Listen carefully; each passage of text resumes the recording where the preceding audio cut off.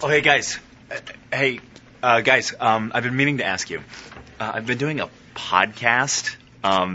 It's called West Wings. We eat wings and we watch The West Wing.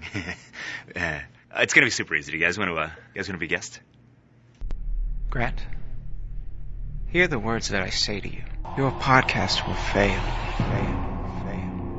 What? Hey, fuck you, man.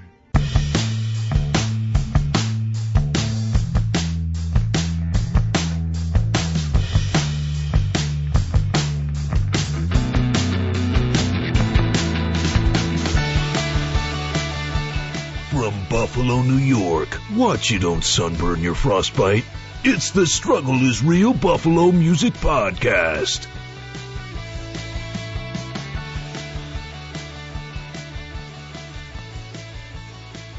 Welcome to the Struggle is Real Buffalo Music Podcast, where we talk about the ups, downs, lefts, rights, and canceling award shows of the Buffalo music scene. I'm Ryan Gurnett, and a recent study by Purdue University and the University of Missouri shows that your drunk self may be the real you. And I'm Will. Ryan, all this time you've just been keeping it real. I have. Thanks, Will. I appreciate that. On today's episode, we're going to talk with John McLucas, who is the host of the Stay Spongy podcast, which is a Los Angeles-based podcast that talks about the ups, downs, left, rights, and maybe they cancel award shows in Los Angeles? It could be. So yeah, we're going to talk to him about all sorts of stuff that he's involved with. We're going to talk about some upcoming shows, and we're going to play some music. And first, I really wanted to play Over and Out on the last episode, and I forgot. Well, why don't we try to make up for that now? Over and Out, I'm very sorry. They had their CD release party. This episode is supposed to be released on February 1st. Scott, it's supposed to be released on February 1st. So I wanted to talk about their CD release party, which is also February 1st. So it's probably already happened if you're listening to this. But they put out a new album. I'm always really excited about any band that has a violin involved. And it's cool folky kind of stuff. And yeah, so I just definitely want to make sure we played some of that.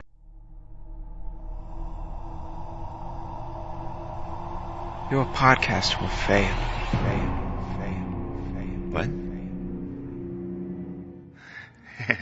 Hey, fuck you, man. No. Fuck you. Fuck you for thinking that this world needs another podcast, and that people you know should listen to it. It's a bad idea, and a waste of time.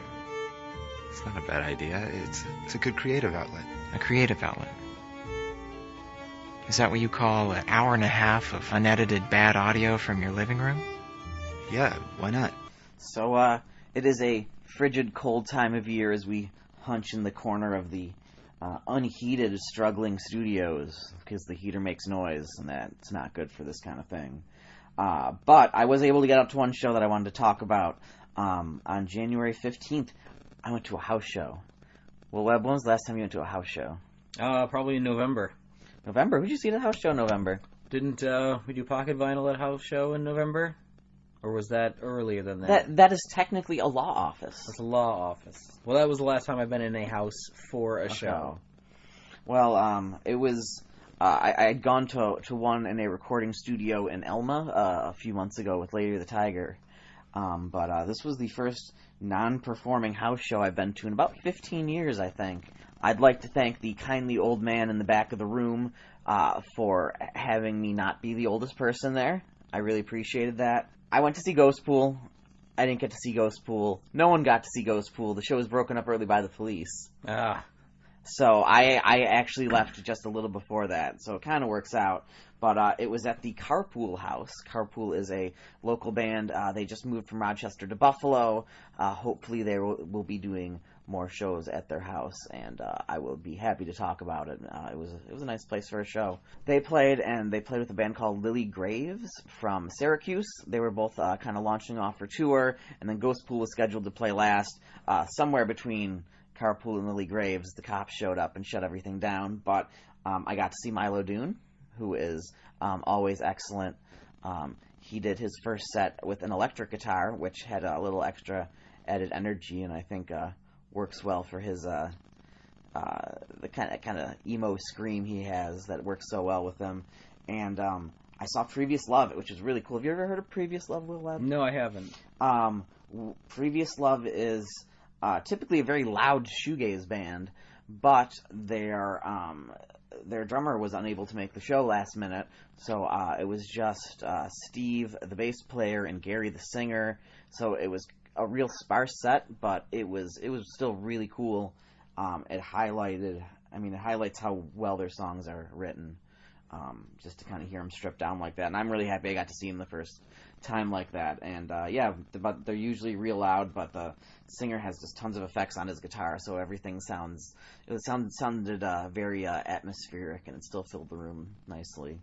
So so we are going to play Caffeine by Previous Love up next here on the Struggle is Real Buffalo Music Podcast on allwny.com.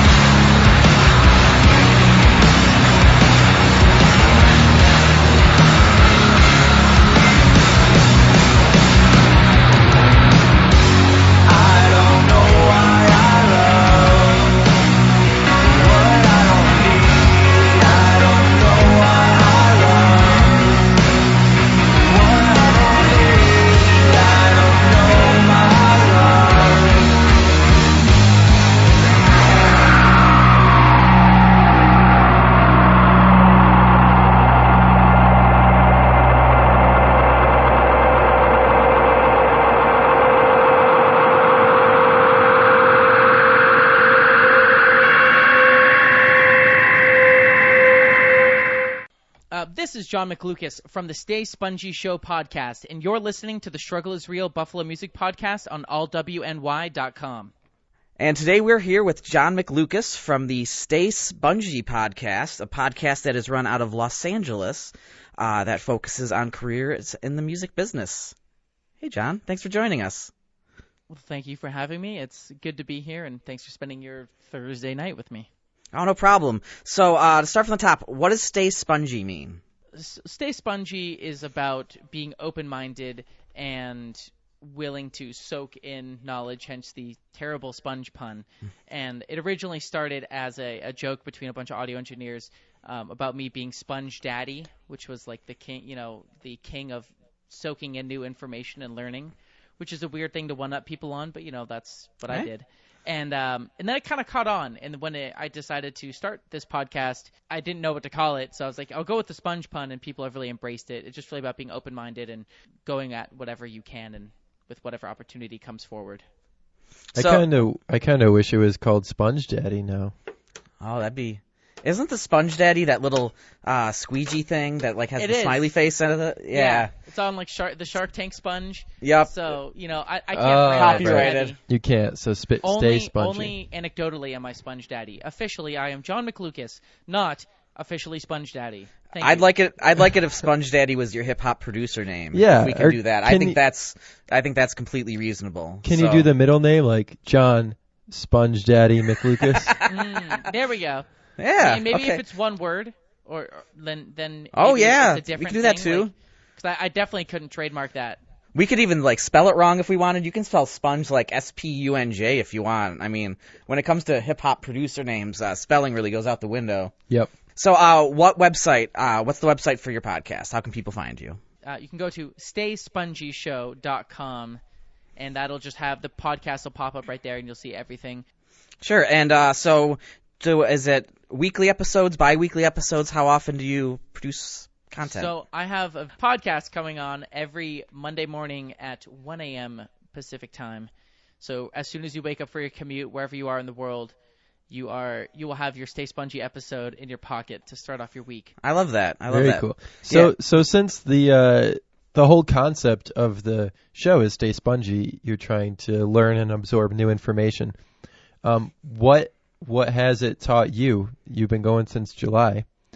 Have you learned anything from helping others learn stuff? Well, okay, that's a very good question. And I think I'll start with one being just the ability to speak. That sounds really basic. But the ability to speak articulately with as few non-useful words and being able to just kind of articulate my thoughts. That wasn't a great example because I just said, oh, right there. But I have gotten substantially better from episode 1 to right now, just being confident in how I speak. And that has also been its own journey, like looking up podcasting tips and how to talk and how to put together a narrative for an episode. And just learning how to tell a story really has been a big journey. But beyond that, it's taught me that really a lot of the stuff that I cover that people talk about really boils down to probably like a grouping of 8 to 10 different macro principles, in that everybody's journey kind of tends to pull from those into their own different stories. But if you really strip away the details, it kind of comes down to this lump of recurring themes that I've seen, and it's been a very short time, and I'm sure it'll just continue to get confirmed again and again. So, how did you end up in LA, and when did you end up in LA? Because you're not a native. No, I am what they call an import. I'm an LA import as of about five and a half years ago. Is that really what they call you? An import? No, that's kind of my own term for myself. Right. Because anytime I see an LA native, like I met one yesterday, it was a shocking moment. My phrase that I'll say for everybody who's come in from out of town is just describe us all as imports. And I feel like we're a city full of imports. And to meet somebody who's actually lived here and stayed is very rare. But I came here about 5 years ago. And I came from the Bay Area, and really what brought me down was the music world. I think when I was at that point, I had the assumption that you had to be in LA to do music things. And I can't really say that I was wrong because, I mean, I'm in LA, and then now I have a career doing music things. So I was right, but now after seeing that, I've just realized that it's what I had just absorbed through like what people told me anecdotally and like listening to people who weren't in music who were just like, "Oh, you're doing music? Well, why aren't you in LA, bro?" And Oh, I was yeah. like, well, you work in accounting. Like, I didn't really realize how their perspectives may not be as valuable until later.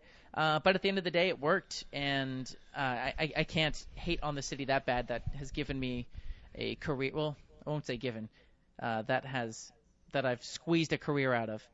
So, but I am originally from the San Francisco Bay Area. Okay. It's permitted you to have a career. There you go.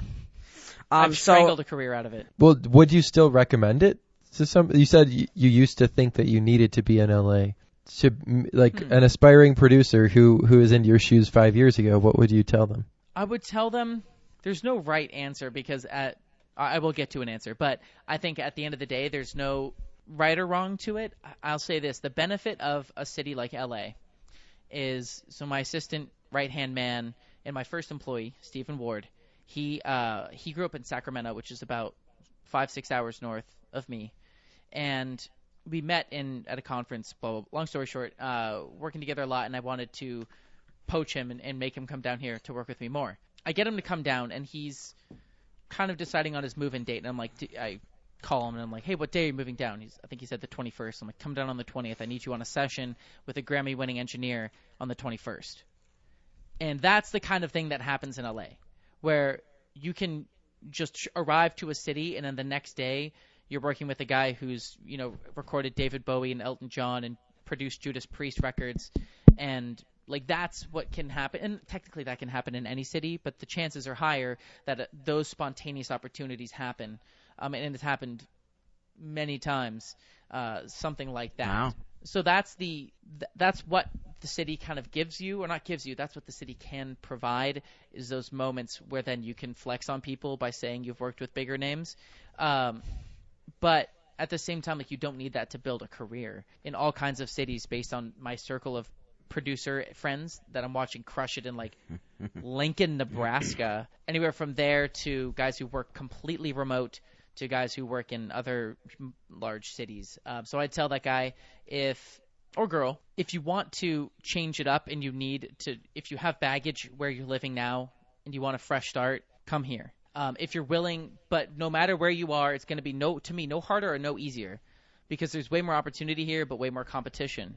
In San Francisco, there's less competition, but there's less opportunity. Wherever you are, you have to fight for that work, because I know every client that I've won over is something I've taken off of somebody else's plate. So that's still stuff that's going to happen in any city you're in. It's just if you're going to fight hard for it. I would love to, in a simulation, me staying in San Francisco and trying to do the same thing I did here, and maybe one day the technology will be in place. Just keep growing your network where you're at if you have some momentum going. I like horror stories on this podcast. Do you have any horror stories of the things that have happened to you in the studio? Whether it's I had a guy who insisted on playing with his kick drum backwards and then offered to pay me in cocaine. Oh, well, have you had? You're in Los Angeles. There's got to be a lot of crazies. Have you had a chance to deal with anything just completely off the wall like that since you've been there? I have to carefully consider.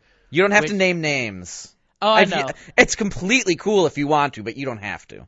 Oh, I would never name names. But I'll say one that isn't me, while I also at the same time sort through other stories so I can tell a few good ones. I've had a few situations where fun horror stories have happened, but I'll start with one that isn't mine. This a client of mine used to go to a different producer, and that previous producer he worked with, that producer ended up stealing his song and releasing it as his own. Damn. Fully put the song out, said, check out my new song, and he listened to it. Oh, Jesus Christ. And it was my client's song. Literally the exact same thing. He just resung it and slapped it on the internet and called it his own. Was it successful? I mean, I have no idea. I didn't. Okay. This guy is so nice. He won't even tell me who it is. So I have no idea what happened. But that producer went on to be Kanye West. Yes, I don't. Don't talk about Kanye like that. Don't talk about Kanye like that. My Kanye. Don't talk about Kanye like that.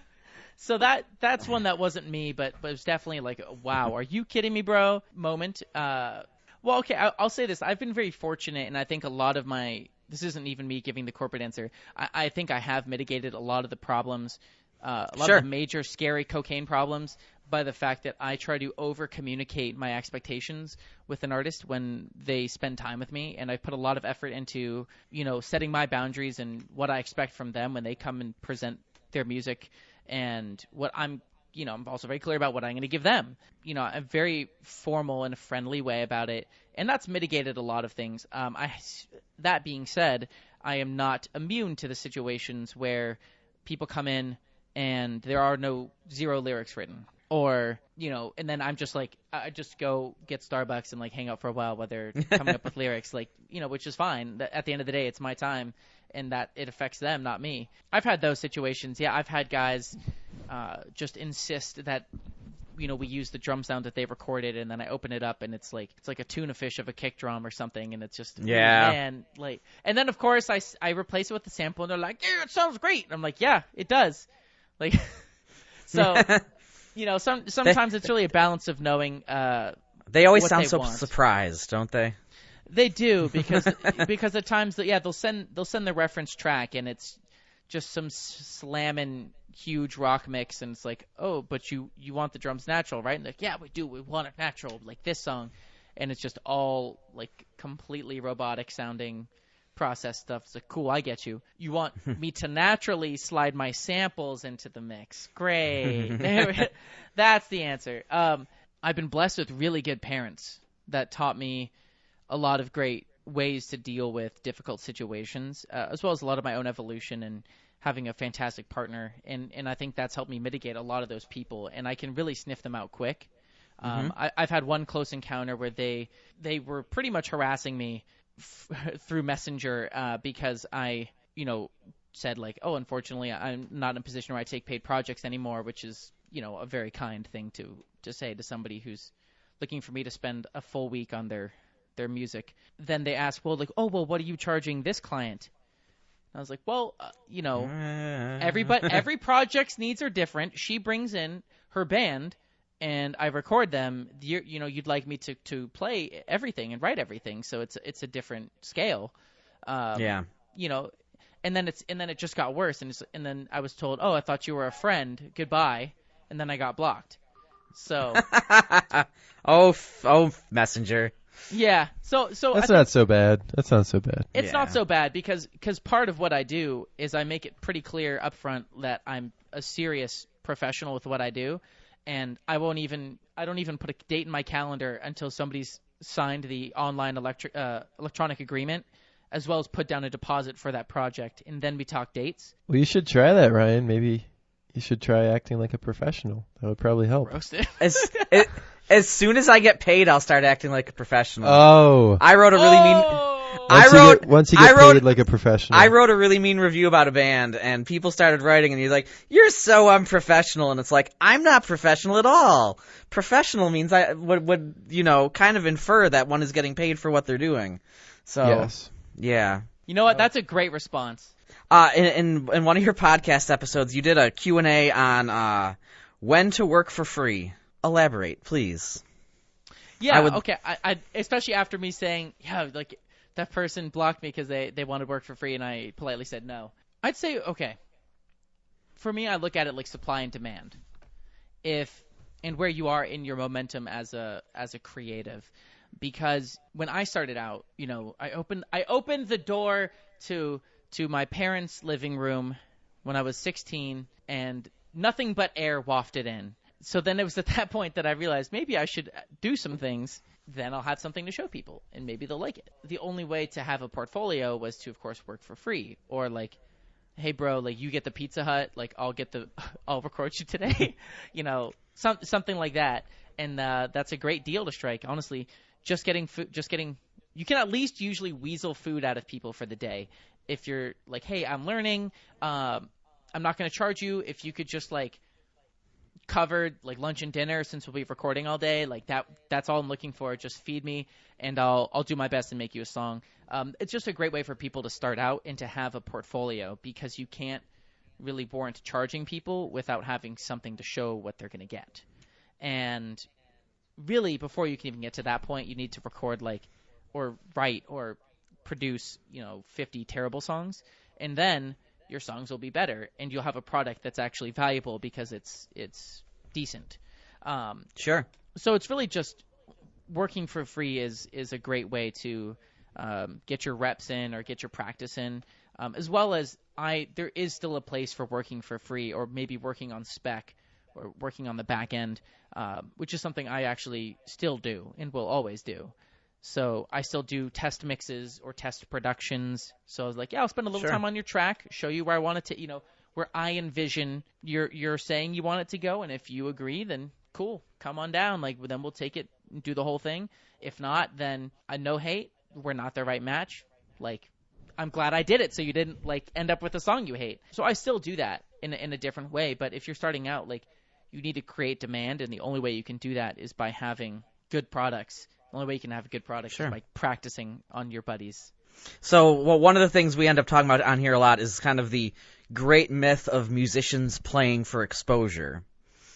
How does that – is that something that you see a lot of in L.A. with kind of what the bands are doing? Is that more of an East Coast thing, which I really hope, but I'm sure it's not? No. Well, okay, I guess I haven't talked about this, but I'll just quickly recap. When I did come down to L.A., I played in a variety of bands, and I still do. Pretty much now I'm just a hired gun for one band, a metal pop duo, Hail Sagan, and I just jump in on tour, and then besides that, they take care of everything else, and for one-off local shows. So I do have enough experience doing that and gigging back home. I don't want to humble brag, but I've done plenty of things, and I at least know a couple things about band life. There's nothing humble about that, so you're good. I've damn roasted. I didn't even start in on the names I'm trying to drop, bro. But just to brag. You're allowed to brag. Okay. I think more musicians should brag, I think. Oh yeah, I think that's a really awesome idea. If you can back it up. So we're going to take a quick break to insert some music. We'll be right back on the Struggle is Real Buffalo Music Podcast on allwny.com.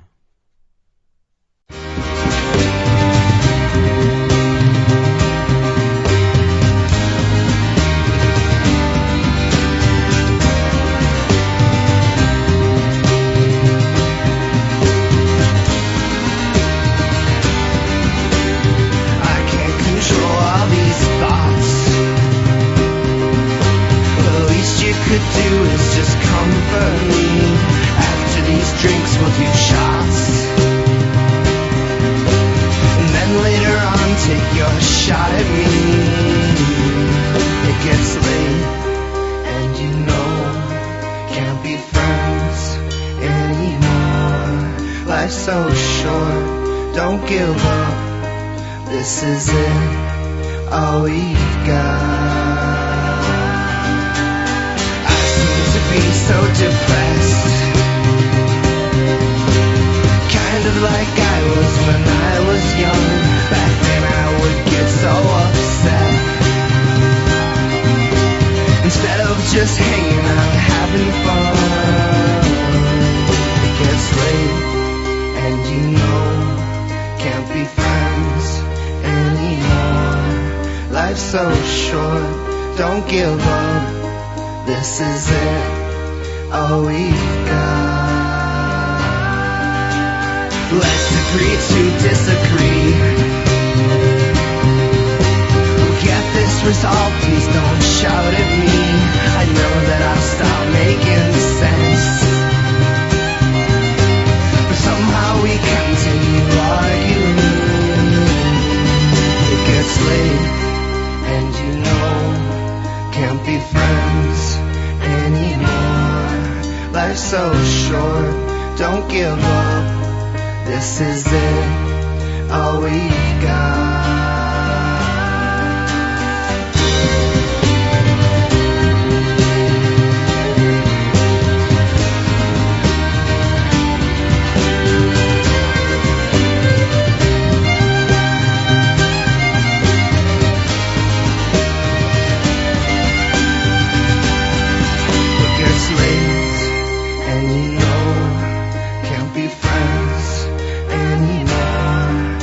So short, don't give up. This is it, all we've got. It's the way it should be.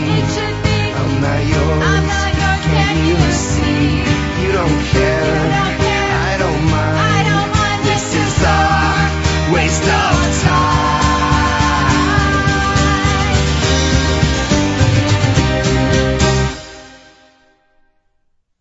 And we are back with John McLucas from the Stay Spongy Show podcast. Yes. And before I rudely interrupted you, well, not you, Ryan. I always rudely interrupt you. Yeah, I'm fine with that. John, you were talking about bands playing for exposure. Do you want to talk a little bit more about that?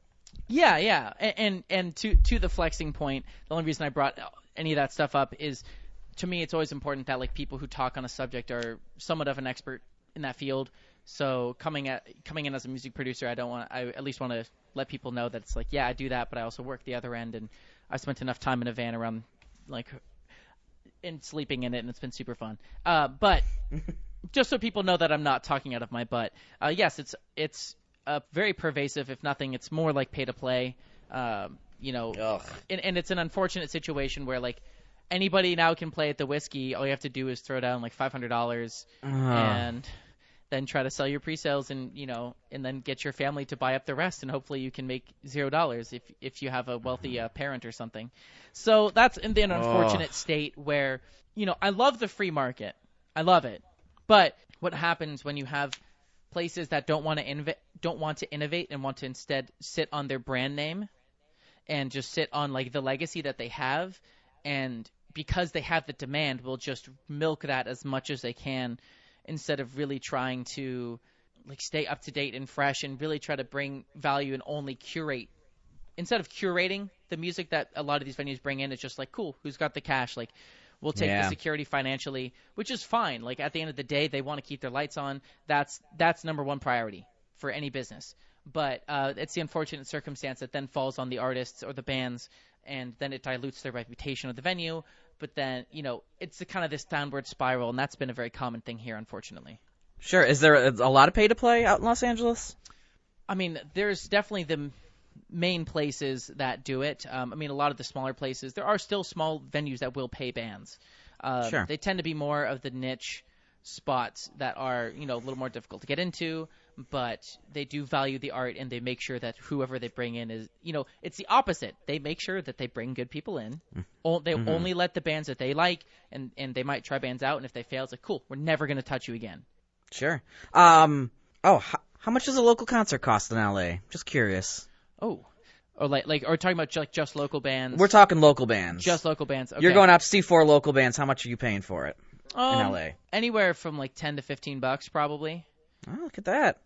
Buffalo comes in first there. You can really? Get a good is it local more Buffalo, or is it Oh, less? you can get a good local show for $5 to $7. Yeah, typically. yeah. So, good in quotes. So one of the things that kind of interests me and is just from my time working in the recording studio, I feel like, did you find that the kind of, what's the word? I don't know how to phrase this.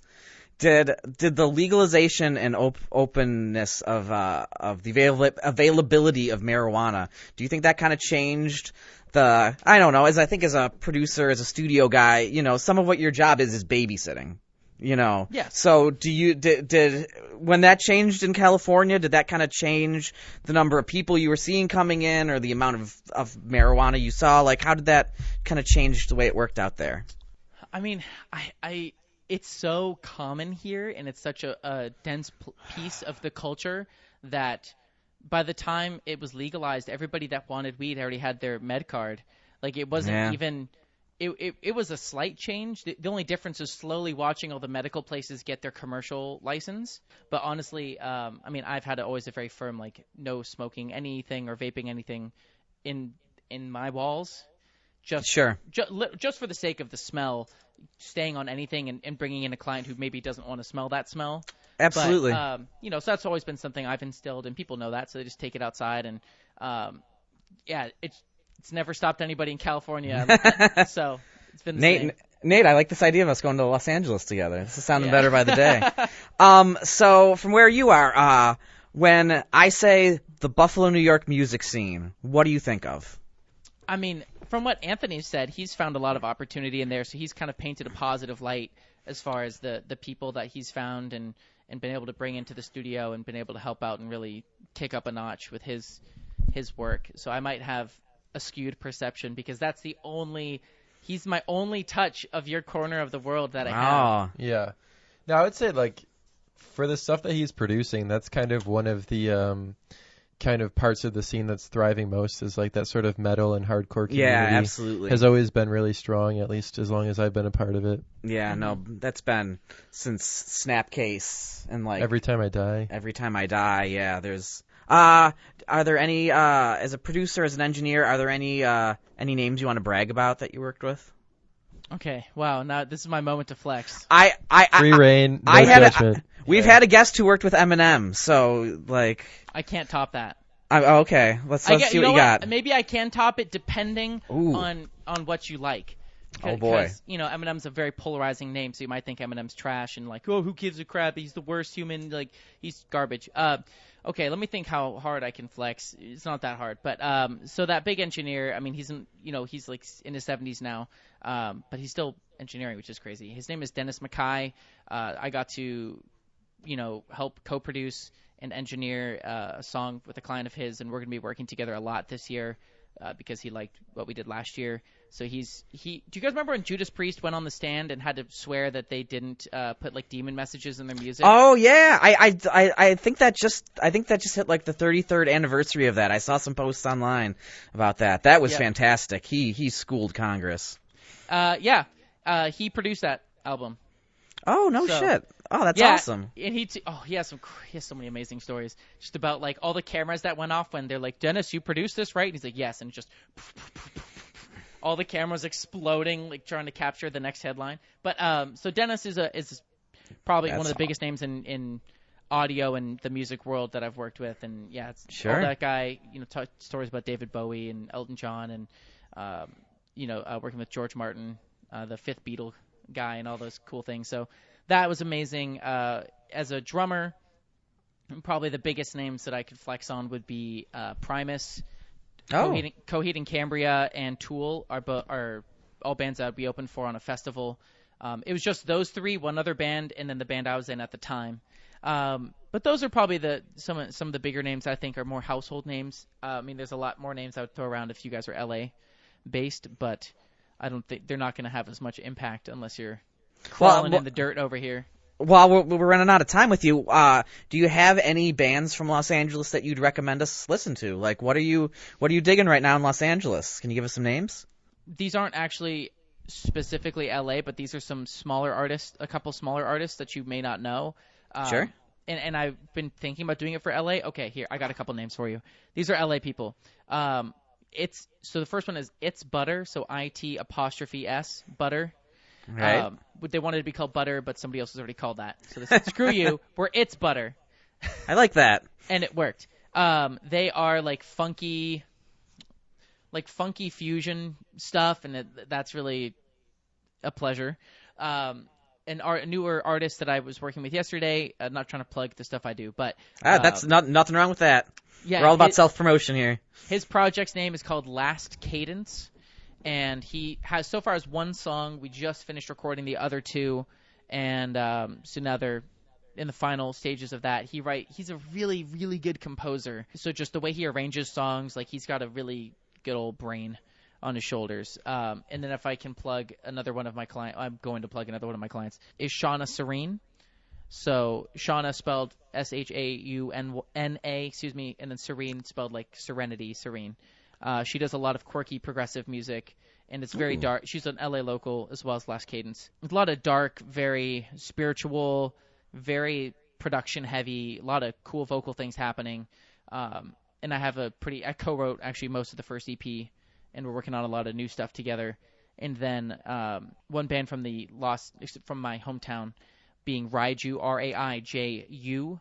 They just put out a new single, Silk and Gold, and they walk that like Chon Periphery line in like Scale the Summit-esque prog, So and they just dropped that, and I just started listening to it like a couple weeks ago because it came out recently. So they're doing a great job. So those are some of the ones that stand out just off the top of my head. And I hope people don't get hurt if I didn't say their names. I'm so sorry. Excellent. So, John, thanks for joining us. And it's the StaySpongyShow.com? Yes. And you can also go to any podcast platform as well. I mean, it's on the Apple Podcast, Spotify, Stitcher, and all the aggregators as well. Perfect. Well, check out the Stay Spongy podcast, and we will return on the Struggle is Real Buffalo Music Podcast on allwny.com.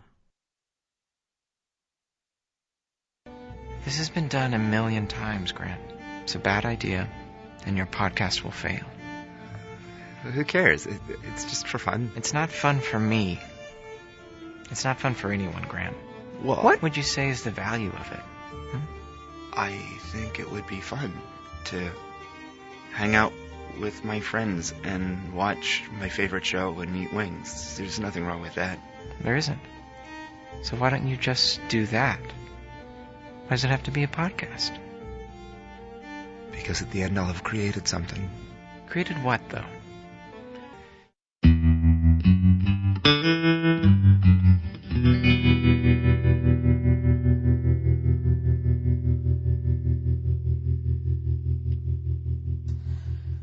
All right, Buffalo, New York. It's cold. I kind of started to wish that no one would book shows in February at all, but I've managed to do so. Will Webb has some stuff coming up, as does all WNY. So here are some upcoming shows for the next couple of weeks. First, at the 9th Ward in Babeville, we have First Ward, The Shallows, and Will Webb, the Leones are on the bill. Leones are on the bill once again in February. I am not familiar with The Shallows. Do you know anything about them? So The Shallows have just released their first single. It's called Hold Out for Love. They're basically like a local bedroom... they're members of a local bedroom folk acts. Heaves and Oates, Holy Roller, have teamed up to form the new group. Wait, are Heaves... Is Heaves and Oates one band? Yeah. Or is that... Okay, I wasn't sure if those are two separate bands. Heaves and Oates, Holy Roller. Oh, geez, okay. I thought that was three bands. Yeah, that'd be great. So the first single from there is called Joan and Lily, excellent foray into delicate and heartfelt Americana. I guess they recorded at Sunwood Recording Studios in Trumansburg, New York, which I actually have heard of. But they're basically like a dream pop, modern folk kind of band, and we're looking forward to playing with them. And then obviously, First Ward, they need no introduction. We've played with them before, and we're looking forward to playing with them again. And we played them on the podcast before. We do. Friends of the podcast. Friends of the podcast. Is it a $5 show? Yes. And what time? Starting at 8 p.m. And I believe Shallows are going to go on first. We're going to go on second around 9:30, and then First Ward will close the show. Cool. We'll check that out at Babeville. I've never been to a show at the 9th Ward in the basement there. Is there a stage? Yeah. Okay, I mean, it's a smaller stage, but it's a really nice room. So, you go downstairs, and then, the bathrooms are to the left, and you kind of have the bar to the right. Where do the bands... The bands are right in between those two. If you come down those stairs and you look straight ahead, okay, that's where the stage is, and they've got probably about 50 chairs or so set up there for people to sit. But I mean, it's usually packed at least the 2 times I've been there, because it is a smaller room. But it's really nice sound, and it's fun for the bands because there's actually a really cool backstage area for everyone to kind of hang out in. So that's it always helps nice. out. Nice couches, nice all kinds of awesome Ana DeFranco merch and memorabilia on the wall. So that's always fun. I bet. Cool. Well, go check that out. I am, meanwhile, running a competing show. I don't know how that works. Do we fight each other at some point? Yeah, probably. It depends how cold it is. Well, fair enough. So, on February 9th, I am doing a Infringement Festival fundraiser. We're going to be doing these about once a month, so you have to listen to me talk about them, because that's just how this goes. We have Carrie Faye performing. Have you seen Carrie Faye before? Mm-mm. Oh, Carrie Faye is wonderful. She reminds me of Jenny Lewis a bit with the way awesome how she sings, and she's got some cool stuff, and she's always worth checking out. Jenny Lewis of the Rilo Kiley fame, and also a solo artist in her own right. Yes. And then we have the Bloodthirsty Vegans, who are a local ska rap band. They're super fun. They only play about 2 shows a year. and it's usually stuff for Infringement Festival. They've been around for like 10 years. They are wonderful. They're worth checking out. We have Chucky Campbell, who is an award-winning rapper. He's going to come with his band, The Black Den. Yes. And then we have Days Ago, who we've played on the podcast, who I'm a big fan of. Yes. And I will continue to describe them as Sublime, but with less heroin.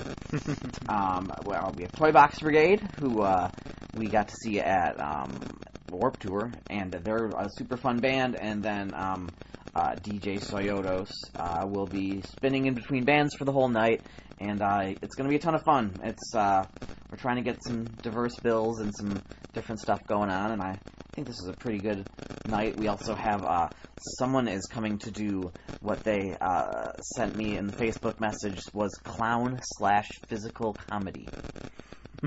Clown/physical comedy. Yes. A pie fight for sure.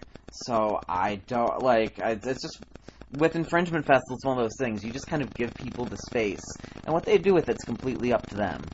So we're gonna have her come on for that, and we're just gonna see what happens. All right. Then on February 15th, our good friend Joe Kent, who he might host a podcast. He has booked the All-WNY Blackened Heart Ball. It has Archers they're playing. They're a really cool alternative rock band. Their song Waves was nominated for Best Song and for local releases for the All-WNY Awards. Strange Standard is playing. I have not seen them. I've heard they're an excellent kind of bluesy band. They played a show at Milky's for Infringement Festival, and they drew a huge crowd, so I'm looking forward to kind of seeing what that's about. Tokyo Monsters, who I've never seen her playing, they remind me a lot of Coheed and Cambria. They've got a lot of kind of like progressive metal-y kind of riffs, and the singer with kind of that almost... The guy from Coheed almost gets to Michael Jackson levels, I think is how I would describe it. So, the guy from Tokyo Monsters doesn't get that high, but it's got a cool voice. The songwriting's cool. I've been a big fan, and I'm looking forward to checking them out. And then the Molice are playing. The Molice are under the tutelage of Robbie Goo from Japan, and we're going to play a song by theirs at the end of the segment called Romancer. And I think I know what a romancer is, but like this song makes me want to dance, and I love their energy, and I like everything behind their music. And check it out; it's cool. So then a real quick one, because we're going to talk about in a future episode. I just announced another infringement fundraiser on March 22nd at Mohawk Place with the Scarecrow Show, Passed Out, Baby Machines, Shannon Vanderlyn, Grace Stumberg, and Disraeli, with another act or two to be announced. Well, that is definitely a Ryan show right there. Oh, man. It makes me all warm. Scarecrow Show, Passed Out, yes. Shannon, all your favorite people. Yes. So I was so excited. I didn't think I was going to get passed out on any of these fundraisers I'm doing, so I'm super excited about that. So, yeah. So that'll be happening. We'll talk about that more in the future. And then, Will, you have something coming up. Well, actually, I have a bunch of somethings coming up. I was looking... I started looking at, and one of the bands that I really wanted to see actually is playing the same night as the Leones.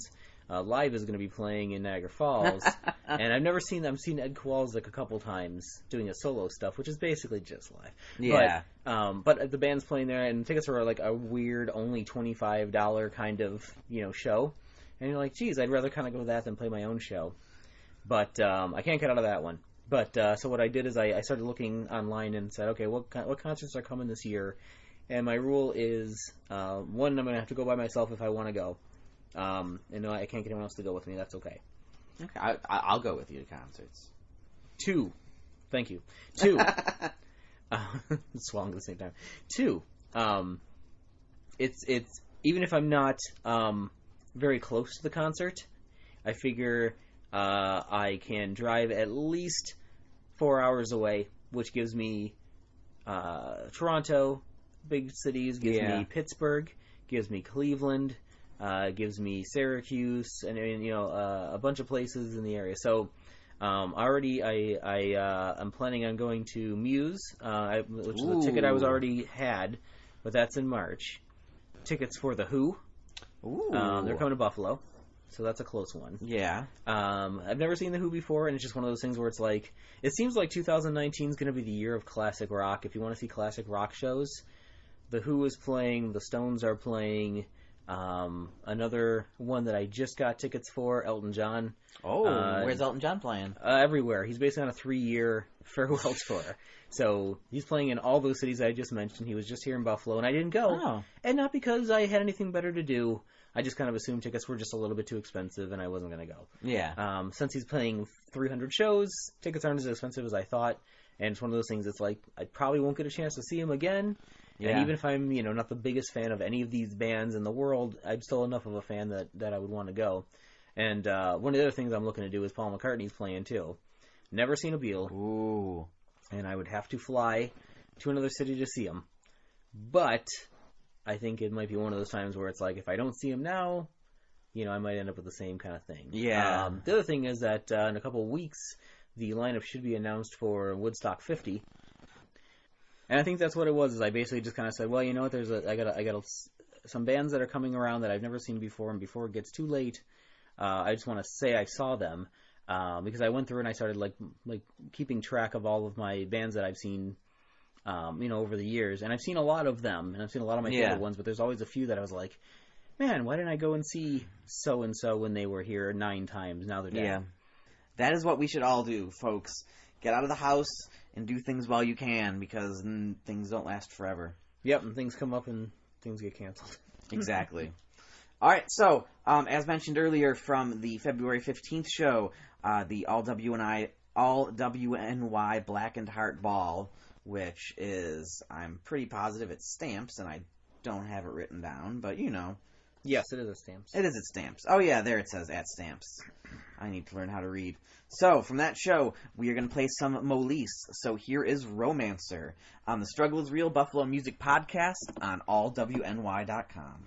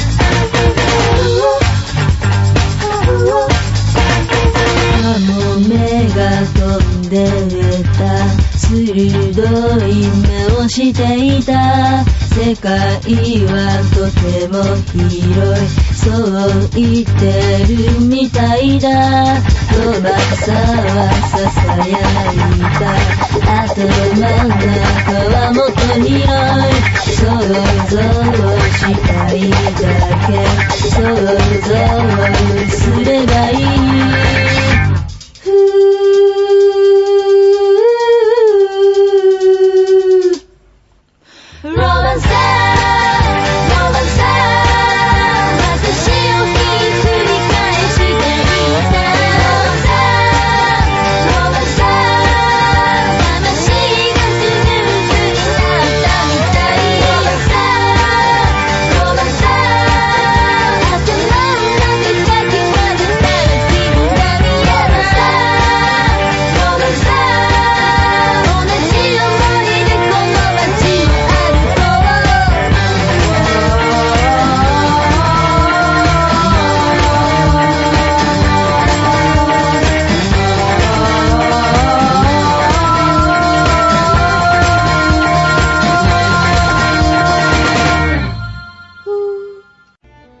Why does it have to be a podcast?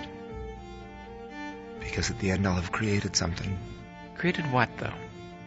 You think your personality is so sparkling that people want to listen to thousands of hours of you meandering off topic, of your guest describing your apartment before the show even starts, of your roommate coming home and being like, sorry, of you calling in a friend from New York who's super funny, even though you don't have the technology to make that work. Admit it.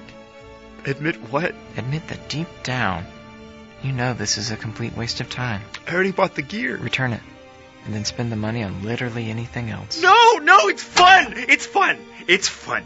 I don't know why you're saying this. You're supposed to be my friend. I am your friend. I'm the only friend you have left. And this is what friends do. They call each other out on their shit, and this is the worst kind of shit there is. Your podcast will fail. But I love the West Wing. Zach, what's the holdup? We gotta record a new episode of West Wings and Wings. Our podcast comparing the two shows, Wings and the West Wing. What the fuck? Wait, this is actually gonna be good, though. It's time to stop! No more!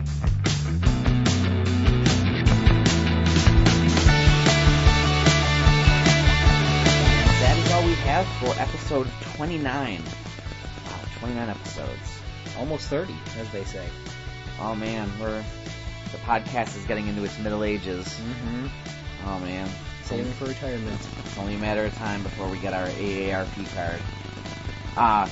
Join us next time for the first part of our two-part interview with Dan Behrens, otherwise known as Danimal Cannon.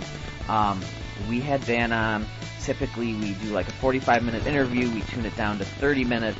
We trim it down to 30 minutes, and that's the episode. Dan had so much cool, interesting stuff to talk about that we are giving him 2 episodes to tell us all about all the cool stuff he does. We're going to talk about how he composes music for video games. We're going to talk about how he tries to push the limits of the 8-bit music chip that Nintendo originally created. He turns his Game Boys into synthesizers. And he talks about creating a holographic lead singer, which is the only kind of lead singer that won't try to have sex with your sister.